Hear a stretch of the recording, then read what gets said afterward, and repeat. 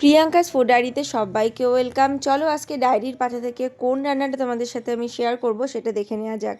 তবে আজকে ডায়েরির পাতা না, আজকে স্মৃতির পাতা থেকেই বলতে পারো এই রান্নাটা শেয়ার করছি। শুক্তো সকলের পছন্দের এবং ভীষণ বাঙালি বাড়ির একদম ট্র্যাডিশনাল একটা খাবার।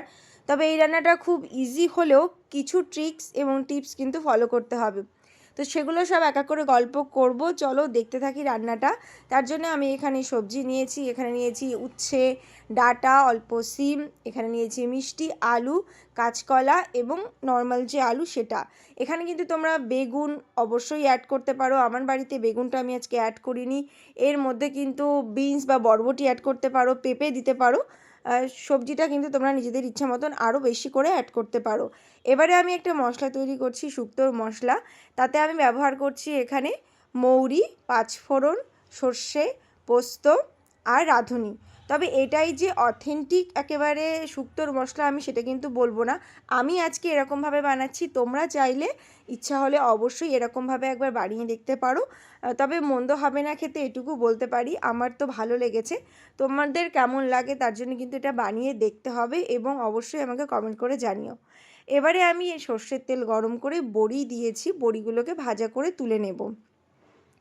বড়িগুলো ভাজা করে তুলে নেওয়ার পর আরও একটু তেল দিয়ে আমি এক এক করে সবজিগুলোকে ভাজা করে তুলে নেব। এবারে যেটা বলছিলাম যে কিছু টিপস এটাতে কিন্তু আছে, সেটা হলো কাটিং।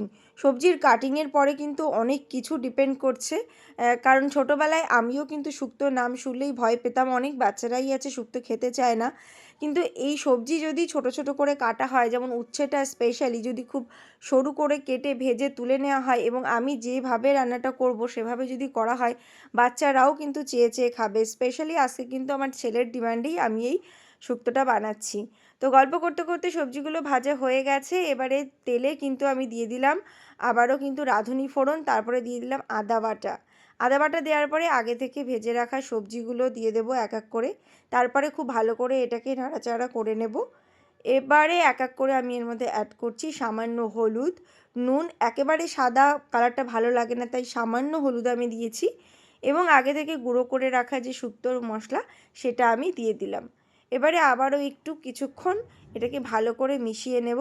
তারপর আমি জল দিচ্ছি, তোমরা চাইলে এখানে লিকুইড দুধ দিতে পারো। আমি এখানে জল দিয়েছি, তারপরে দিয়ে দিলাম গুঁড়ো দুধ। এক্ষেত্রেও বলে রাখি আরও একটা টিপস, গুঁড়ো দুধটা যেহেতু ব্যবহার করছি তাই যখনই জল দেব তখনই কিন্তু গুঁড়ো দুধটা দিতে হবে। জল বেশি গরম হয়ে গেলে দুধটা কিন্তু দলা হয়ে যাবে, তাই সেটা একদমই মিশবে না ঝোলের সাথে। তাই সেটা অবশ্যই মাথায় রাখতে হবে। আশা করছি তোমরা বুঝতেই পারছো। তো এবারে ঝোলটা ফুটে গেলে ঢাকা দিয়ে আমি রান্না করব। কিছুক্ষণ রান্না হয়ে গেলে সবজিগুলো সেদ্ধ হয়ে গেলে এর মধ্যে বড়ি দিয়ে দেব। বড়ি দিয়ে আবারও ঢাকা দিয়ে 2 মিনিট রান্না করেছি। এবারে সব সেদ্ধ হয়ে গেছে, দিয়ে দিয়েছি চিনি আর উচ্ছেটা। উচ্ছে কিন্তু সবার শেষে অ্যাড করলে সবজিতে একদমই তেতো হবে না, বাচ্চারাও এটা খেতে পারবে। তো তোমরা অবশ্যই আমার উপর ভরসা করে এই রেসিপিটা ট্রাই করে দেখতেই পারো, বাচ্চারাও খাবে।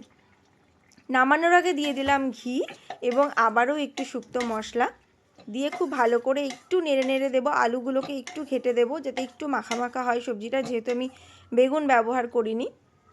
তো সুন্দর করে খুব সহজভাবে আশা করছি রান্নাটা তোমাদেরকে আমি বোঝাতে পারলাম। কেমন হয়েছে সেটা কিন্তু তোমাদের খেয়ে দেখতে হবে, তার জন্য এটা বানাতে হবে। তো এবারে গরম ভাতের সাথে দুপুরবেলায় বাঙালি বাড়ির শুক্তো, এর সাথে তো আর কিছুই লাগে না মনে হয়। তো তোমরা অবশ্যই ট্রাই করে দেখো আর রেসিপিটা কেমন লাগে। আর যাদের ভালো লাগবে অবশ্যই কিন্তু চ্যানেলটাকে সাবস্ক্রাইব করতে ভুলো না। খুব তাড়াতাড়ি আবারও নতুন ধামাকাদার রেসিপি নিয়ে আমি চলে আসব। ততক্ষণ পর্যন্ত সবাই ভীষণ ভালো থেকো, আনন্দে থেকো আর প্রচুর প্রচুর খেতে থাকো।